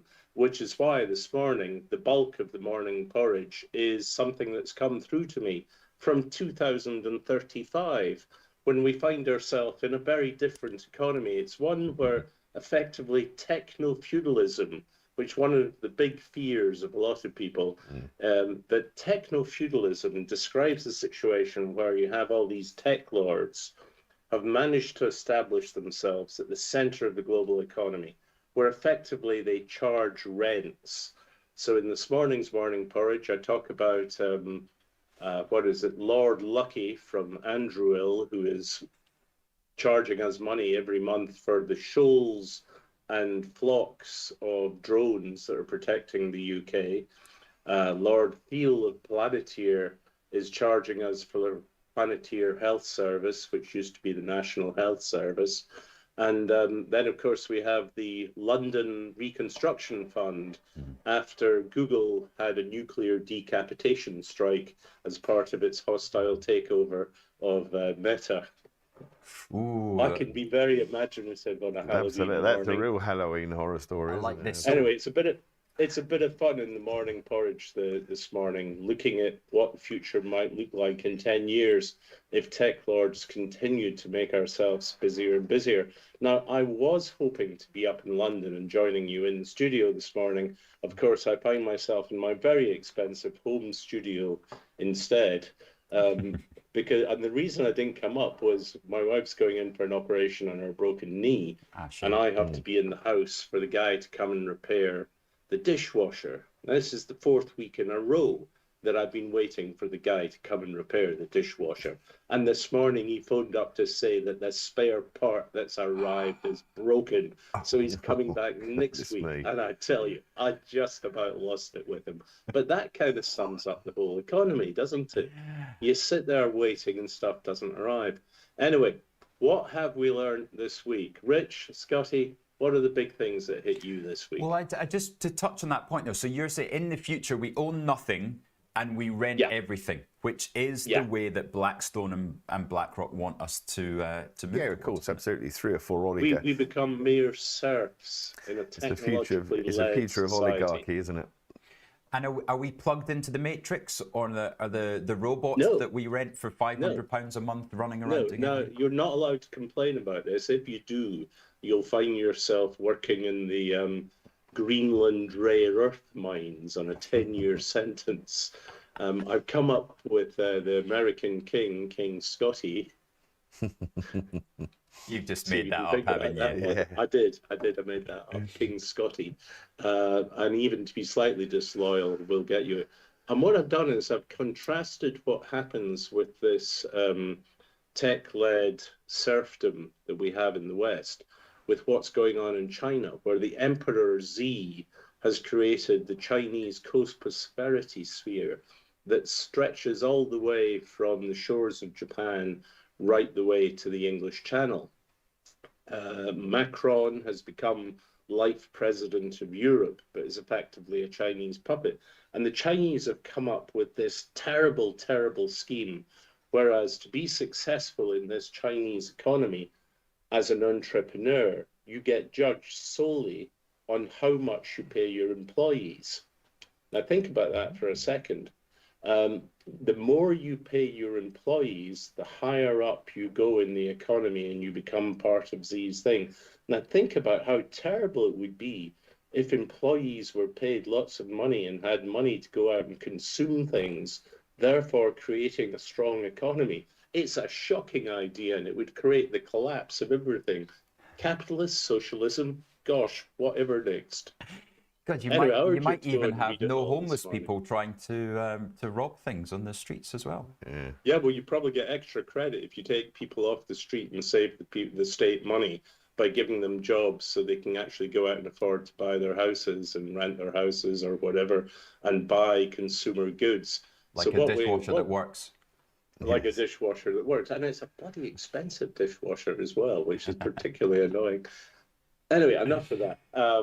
Yeah, this week, Scotty. Of the week? It was quite a different, this stage of the week to us is quite different to the beginning of the week, where we'd had the Trump and G, it's all fantastic, you know, gap high. This is obviously extremely equity focused because I look at bond market prices, but I didn't work hard enough at school, so I would never try and stand shoulder to shoulder with you talking about the bond market. But just in simple equity terms, I know.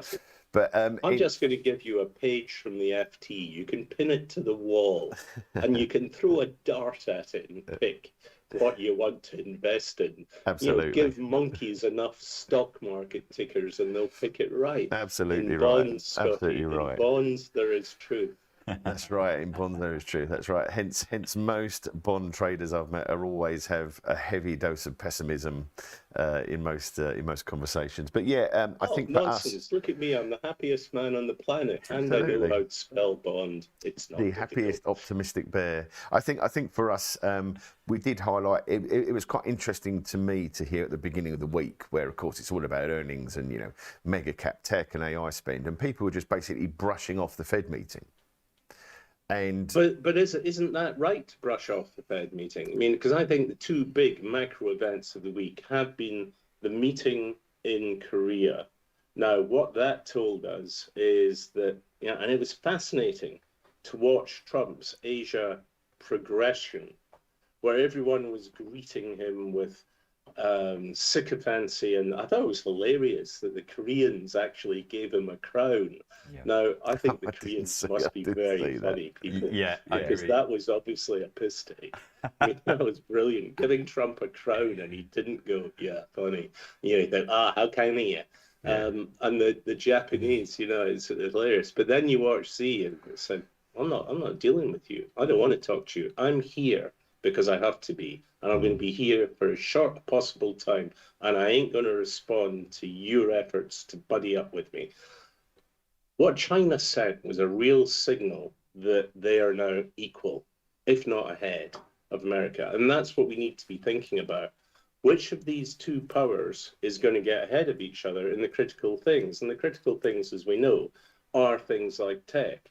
Now, the Chinese are probably closer to getting over the gain line in a lot of these areas, whether it be from hypersonic missiles right the way down to quantum computing. And we got to keep a key eye on that. We got to see what happens.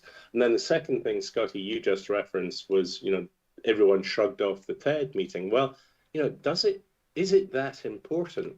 What we learned during the era of QE was that if you have ultra low interest rates, stock markets love it.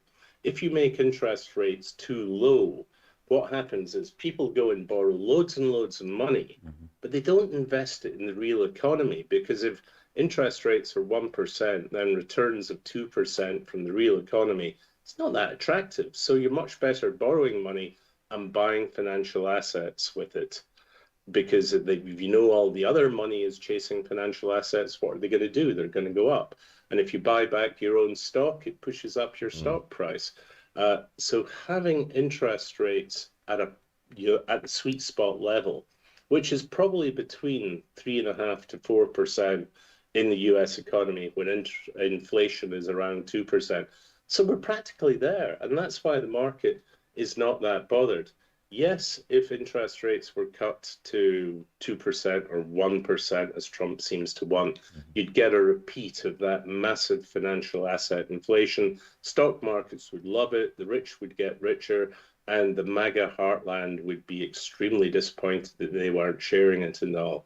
So I think we got to stop focusing on interest rates so much. And that's why, Scotty, I'm so interested in what you think is going on in tech just now, because we're definitely seeing a big divergence between what looks to me like Facebook Meta scrabbling to work out what it's spending all this money on, and Google, who I see as the Bond villain in the piece, Sergey Brin, trying to figure out, how do I take over the world? Which is why I made him one of the anti-heroes of my piece about 2035.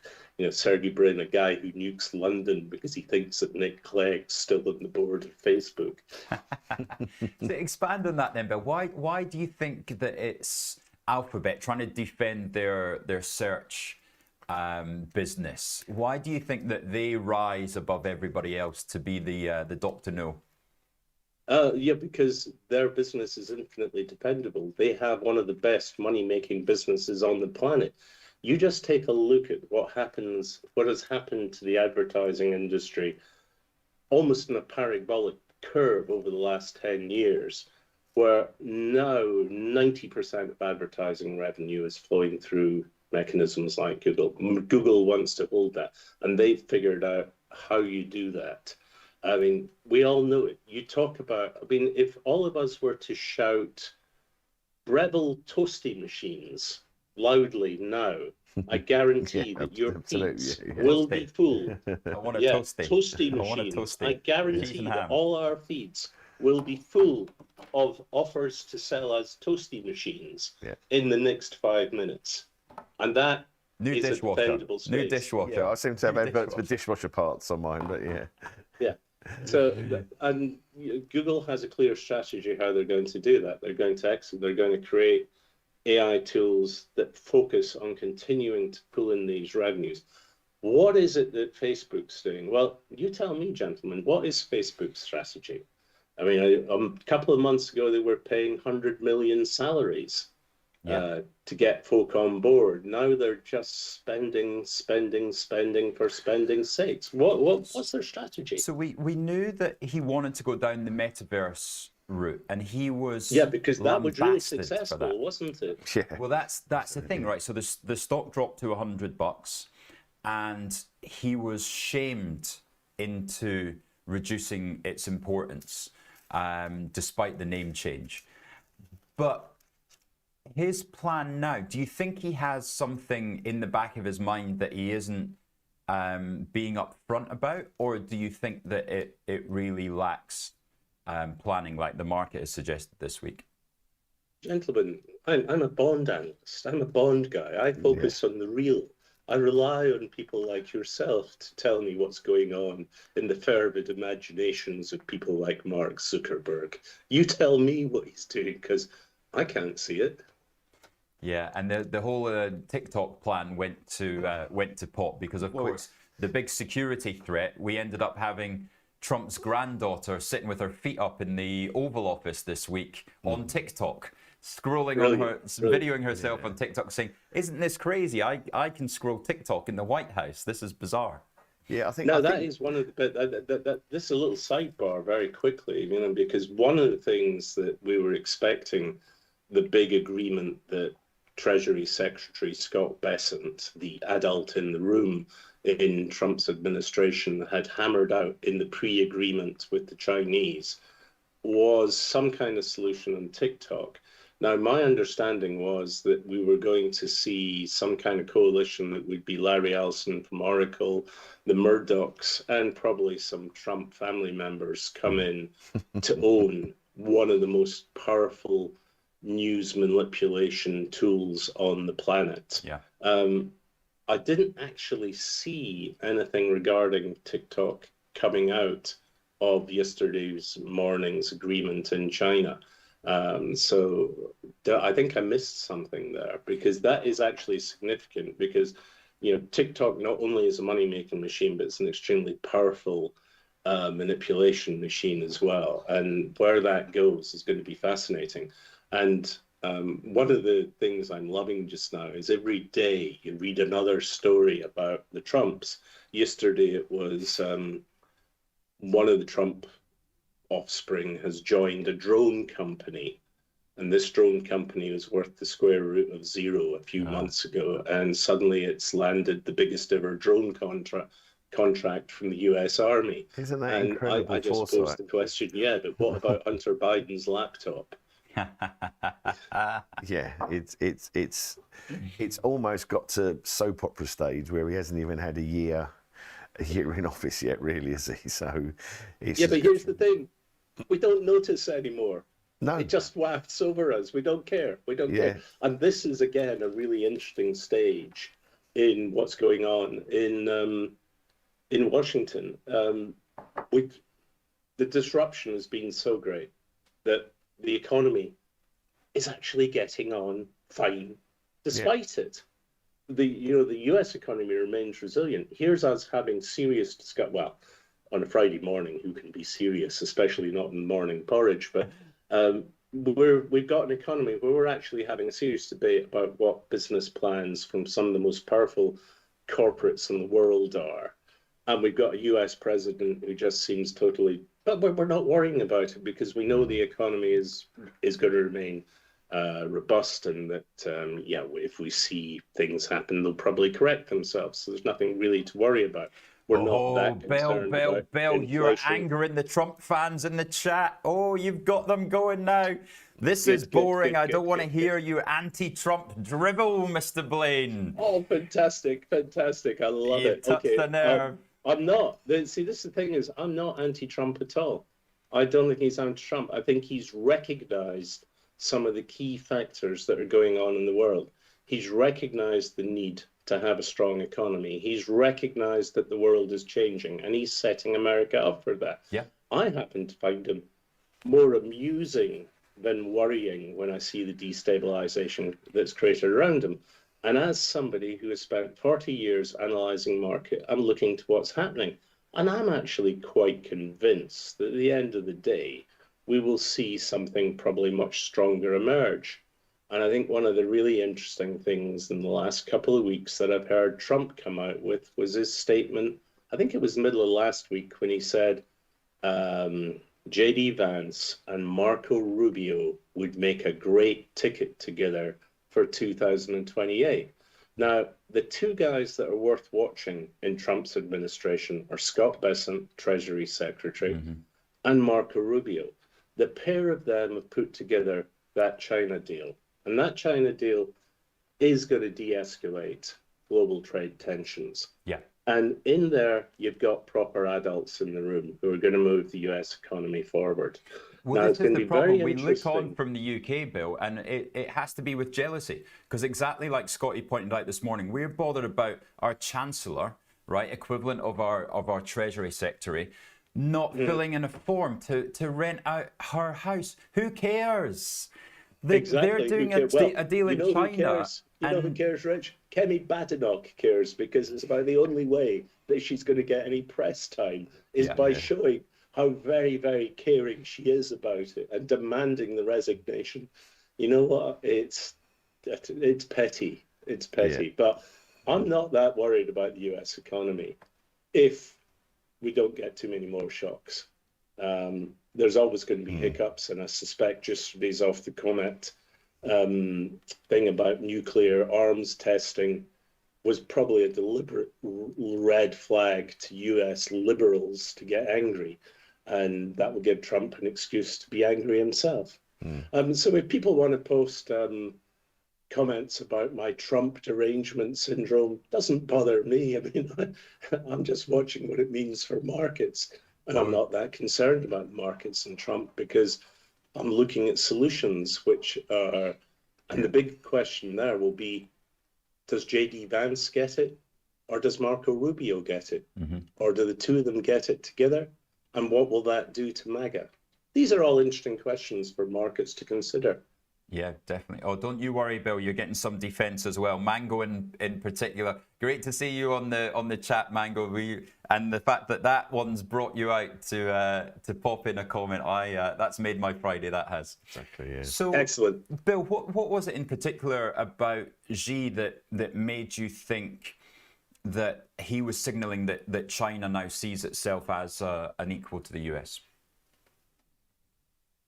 You know, I've spent 40 years this year in financial markets, and much of that time I was effectively a salesman.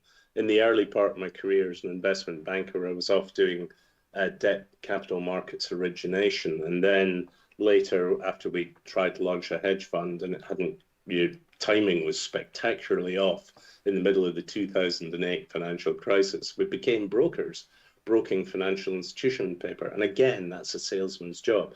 And as a salesman, you very quickly pick up on body language and the vibes that are coming off what people say. And all you had to do yesterday was compare and contrast the way that Xi was reacting to Trump with the sycophancy we've seen from other leaders, and then listen to his speech, which was very to the point, direct, and common sense. And then listen to the stream of consciousness where Trump was trying to engage in his normal way, expecting the sycophancy that we've seen from European leaders, from Asian leaders, and the rest. And what we got back from Xi was, we're here to do a deal, do the deal. Now that is not a nation that is turning around and saying, please, please, please deal with me. This nation said, right, we're going to deal together. And at some stage, I expect you to be coming and bowing to me, not the other way around.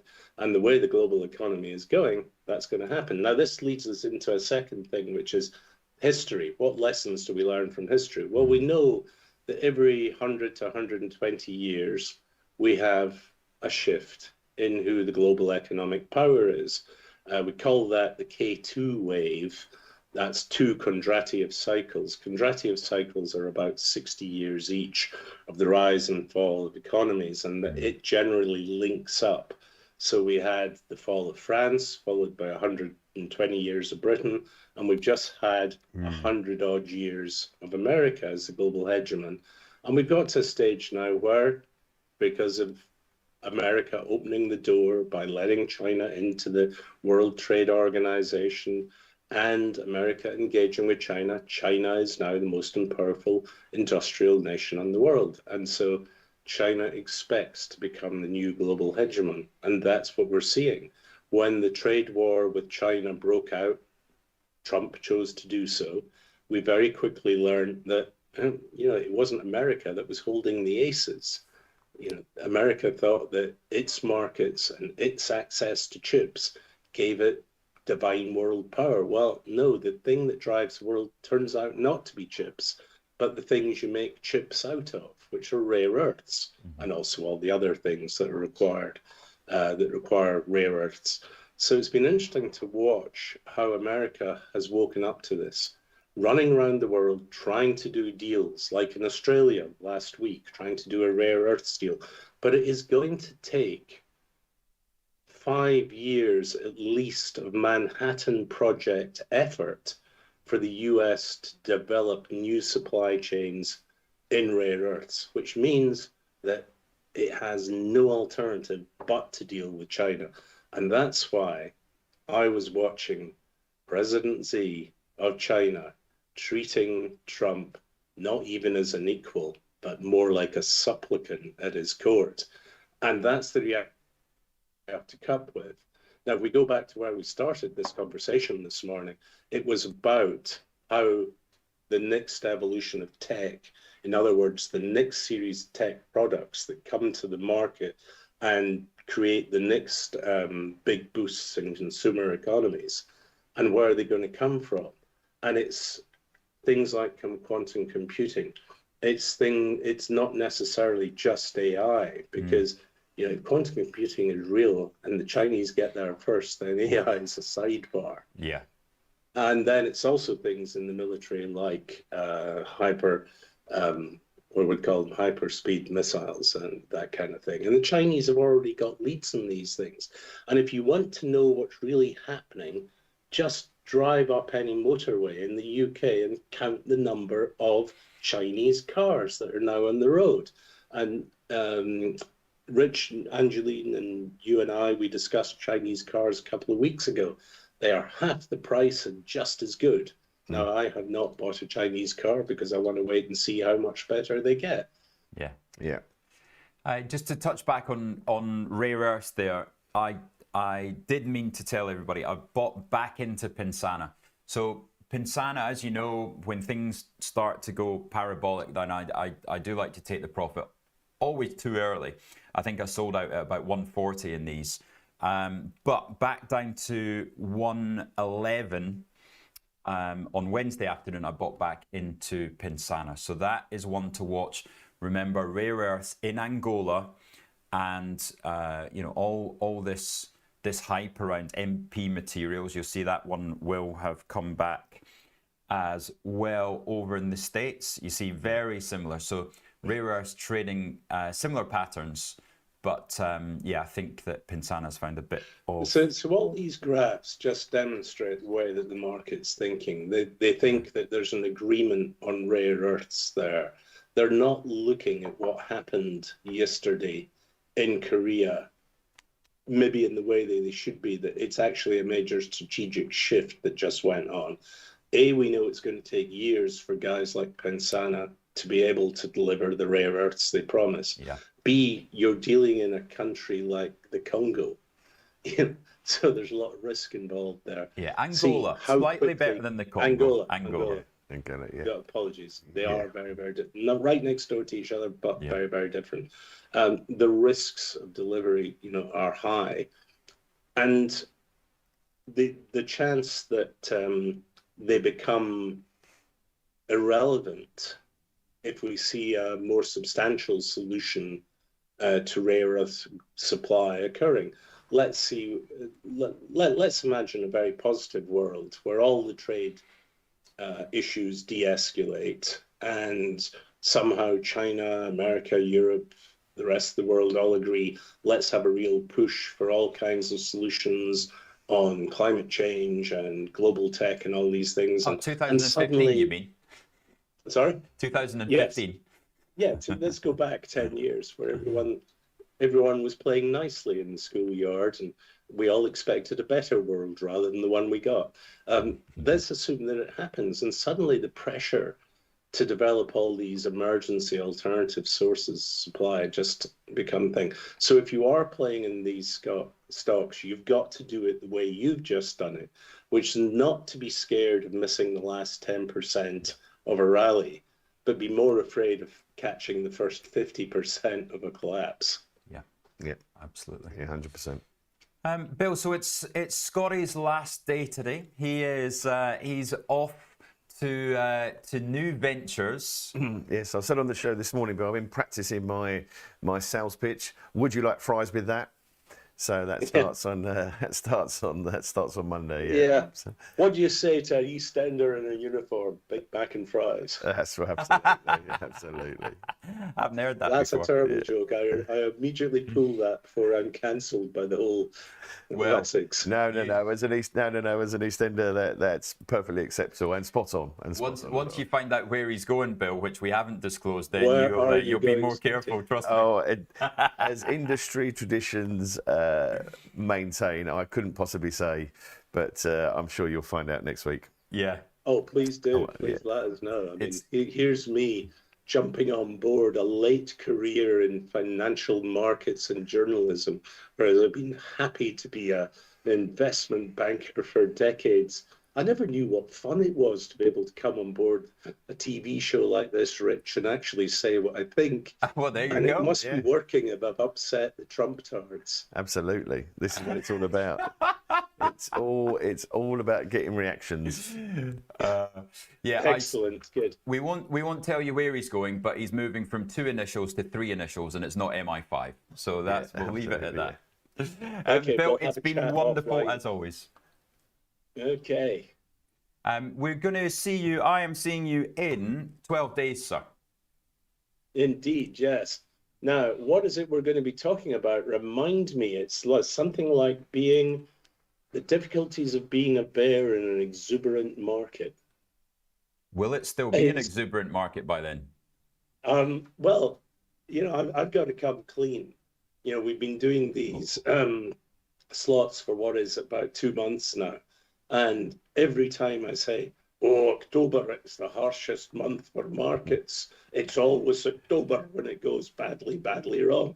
Well, here we are, Halloween, the 31st of October, stock markets still pretty much hitting a new record high every 15 seconds. And I am resolutely wrong, as I have been for the last 20 years, about the imminent collapse of global stock markets. But I'd like all the viewers to think about me as that little bit of common sense sitting on your shoulders, whispering in your ears that never believe that this time it's different, which is why this morning I introduce a new book. Which way does that go? There we go. Right, this is Sorkin, and you'll notice that there's a sticker on it which said, can I get that in focus? There's in front of your face. Yeah, unfortunately, you've got to hold it in front of your face, Bill, which is... Signed copy of Alan Sorkin's new book. How did you get it signed? Well, because you got to be in to be in. Oh, that's impressive. Yes. I must admit, I'm not a big fan. He's a little bit too far to the left for me, but his TV show Billions, What do you mean you're not far? You're a Scotsman. You're genetically built to be far to the left. That's ridiculous. The thing about Sorkin is he's a great writer. It's very, very readable. Now, my advice to everyone watching is you need to know what happened in 1929. And the book everyone must read by the age of 21 is J.K. Galbraith's The Crash of 29. Right. If you haven't read it, you should not be playing in the sandpit that is global markets. So make sure you read it. And I would recommend reading this one as well, because it gives another perspective, and it tells it from a picture that you will recognize as being very, very similar today. Now, history never repeats, it never can, because every time we have anything happen in history, it changes the world, so you can't repeat.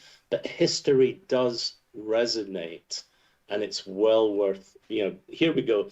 £7, that is worth a degree, a master's in trading, just reading The Great Crash in 1929, well worth a read. And the new Sorkin book, 1929, I would add that to the list. Fantastic. That's brilliant. Good stuff, Bill. Have a wonderful weekend, and we'll see you next week. We will be back next week. And Scotty, you and I must have a sidebar chat very, very soon. Yeah, absolutely. Look forward to it.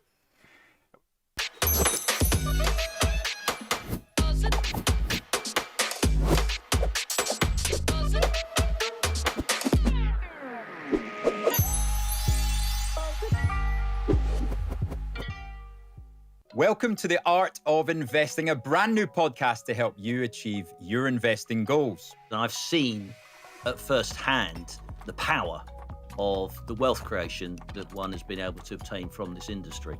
What we're going to do is we're going to put it into action by creating our own model portfolio. We're going to be talking about the big indices that are around the world, because that is probably some of the safest ways for you to invest your money. We need to bring this to everybody and help them then take control of their own investment story. Join me, Rich McDonald, and my co-hosts, Mark Spice Holden and Chris CJ Fellingham, every Friday when we bring you updates from the markets and insights from our combined 100 years of investing experience.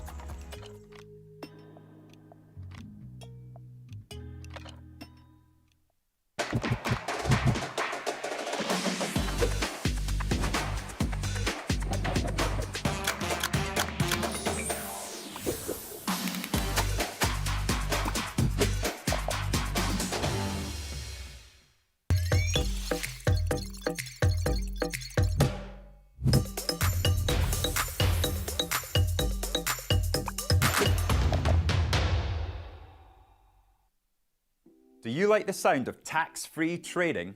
Well, that's exactly what spread betting enables you to do. This tax-free way of trading lets you speculate on the price of over 17,000 financial instruments, like shares, indices, forex, and commodities, without actually owning them. With spread betting, you can benefit from both rising and falling prices, letting you find the perfect opportunity. So if you think the market's going up, you buy. If you think it's going down, then you can sell short. Not only is spread betting exempt from capital gains tax, but it's also commission free. All you pay is the spread. With us, you're not alone. You're part of a wide community of traders that you can learn from. We've got the experts, the tools, and extensive educational resources to help you on your journey. If you're not quite ready to trade with real money, you can always give it a go on a demo account. Open an account today, join the conversation, and be inspired to make moves.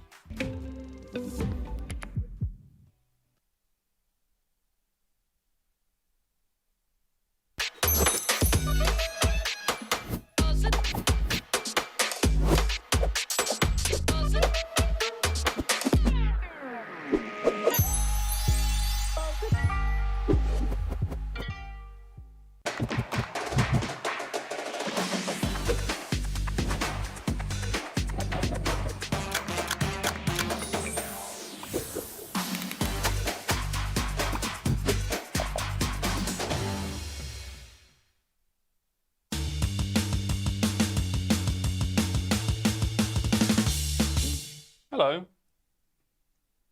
Back again, look. Come on, then. I'm not the host, you're the host. No, you decided you'd sit in my seat, so you go for your life, sir. I prefer this seat because we've got new chairs, but I'm still not sure about the chairs personally. We're still deciding. Lovely black, the finest black velour. Yes. So be careful not to wriggle around too much. You could start a fire. But, Yeah, I'm really they're a bit wobbly. it's- But hello Right, everyone. Phil, what are we here for? Well, I wanted to come on and personally thank Scotty because as much as like we've obviously had everyone kind of saying thank you as well. Yeah.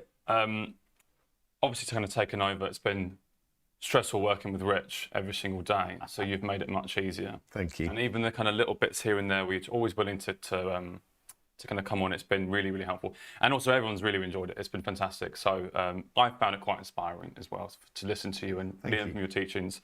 So what we've organised, and get my chart up, Terence, please, is we've got a little goodbye card, which I'm not going to send you yet because people are still signing. Very good of But it's sent to the Discord. So if you do want to sign it, it's in the private chat that I made last night that hopefully no one could see. But I will just kind of put it to everyone because it's Discord has a limitation of channels. You only put 100 people on the channel. And now Discord's more than 100 people, so I had to aggressively knock people off. I didn't know who they were. And I was like, I'm sorry, you're just not. So I did spot Maturin's actually just put in the chat the way to join the Discord. So if any of you are watching and you think, what is this Discord chat about? Well, Maturin is the boss. He's the security guard at the gate, and you can see in the chat how to join up. Yeah, exactly. So if you want to say goodbye to Scotty, and if you want to send any messages before he joins the Big Archers, then please do get your kind of kind words in. And what we've also pitched into as well is a gift card for you to enjoy a lovely dinner and drinks at the Devonshire.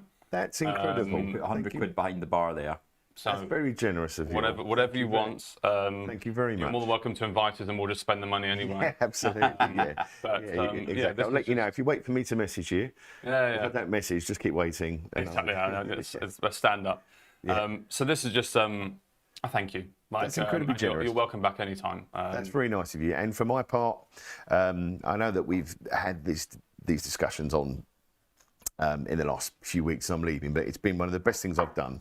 Right. I do wish everybody on the show every success, as I'm sure it will grow and grow.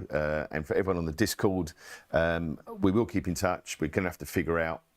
I'm going to have to take a bit of a hiatus or have some sort of pseudonym or whatever. I can't believe what it could possibly be. Groove, perhaps. But no.